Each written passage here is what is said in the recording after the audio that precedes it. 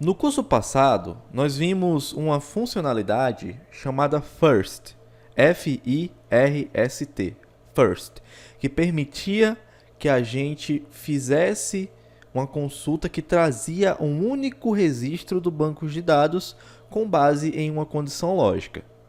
De fato, é uma funcionalidade muito útil. Mas aí eu te pergunto, e quando a gente precisar trazer múltiplos registros do banco de dados, só que registros filtrados? Porque até agora, no nosso curso, né, no curso anterior, a gente viu o seguinte, a gente viu como puxar dados do banco de dados, mas todos os dados de uma tabela de uma vez. A gente não viu como filtrar esses dados.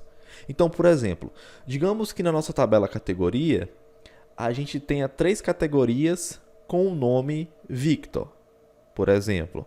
E nós temos outras 2 categorias com o nome Wesley, por exemplo. Digamos que eu queira puxar apenas essas 2 categorias com o nome Wesley. 2 categorias, ou seja, são múltiplos objetos, né? Como é que eu faço para puxar? Como é que eu faço para fazer uma consulta no meu banco de dados que me retorne múltiplos itens, tá? Com base em condições lógicas? Porque o que a gente viu lá no curso passado foi o first.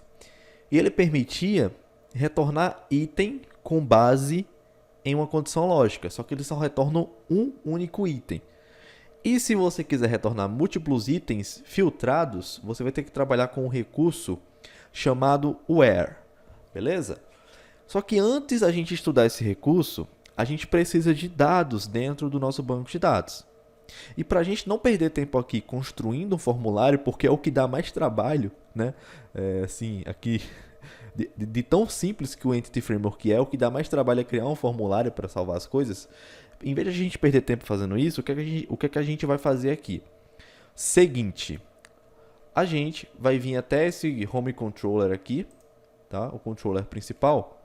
E nesse controller principal, a gente vai fazer o seguinte, a gente vai criar uma action, deixa eu fechar isso aqui. A gente vai criar uma action que eu vou chamar de teste, beleza? E a gente vai fazer tudo que é teste aqui nessa action. Por padrão, ela vai retornar um conteúdo que vai ser um texto, tipo assim, dados salvos. O que é que eu vou fazer aqui? Eu vou criar algumas categorias no meu banco de dados e eu vou salvar essas categorias nele, tá? Basicamente isso aí. Então vamos lá, como é que eu vou fazer isso? O seguinte, eu vou vir aqui e eu vou criar uma categoria. Como é que eu posso criar uma categoria? Então eu posso vir aqui, ó, categoria, eu vou chamar de C1 é igual a new categoria. Ele vai pedir para eu importar o namespace. Vamos importar aqui. Então eu estou criando uma nova categoria. C1 vai ter um nome igual a Victor. Nada a ver o nome dessa categoria, mas é só um exemplo, tá? Eu vou criar outras categorias aqui. Vou criar mais 4 categorias. Eu vou criar a categoria C2 com o mesmo nome da outra. Eu vou criar a categoria C3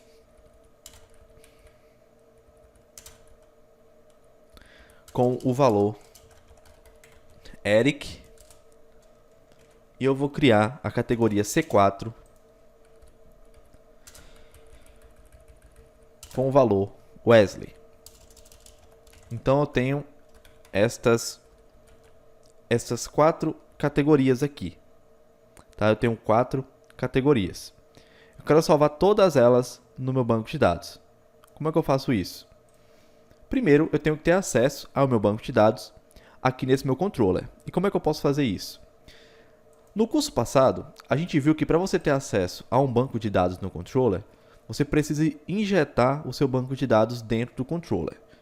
Eu expliquei tudo isso em muitos detalhes lá no curso anterior. É basicamente esse código aqui que você vai usar. Ó. Você vai vir aqui e vai fazer isso aqui. Ó. Olha só. Você vai criar um atributo com o tipo da sua classe de contexto de banco de dados. No meu caso é esse tipo, eu vou até importar o namespace dela aqui. E aqui você vai criar o construtor para o seu controller. Nesse caso, o construtor ele tem que ter o mesmo nome da classe, nesse caso, o mesmo nome do controller, né? Então tá aqui.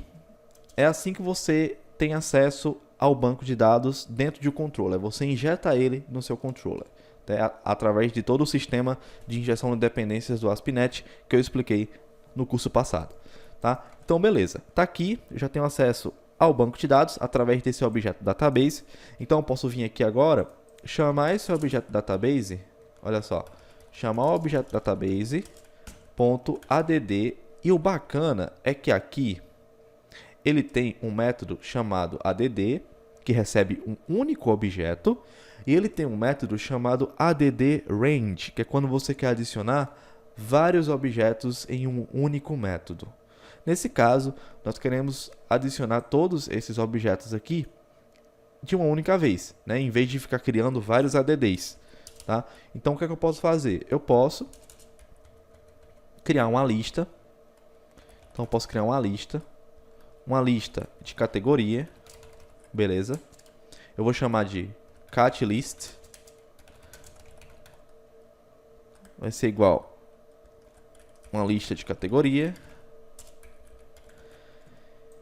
E beleza, o que é que eu posso fazer? Eu posso adicionar essa galera nessa lista. Então eu posso adicionar C1, eu posso adicionar C2, eu posso adicionar C3 e eu posso adicionar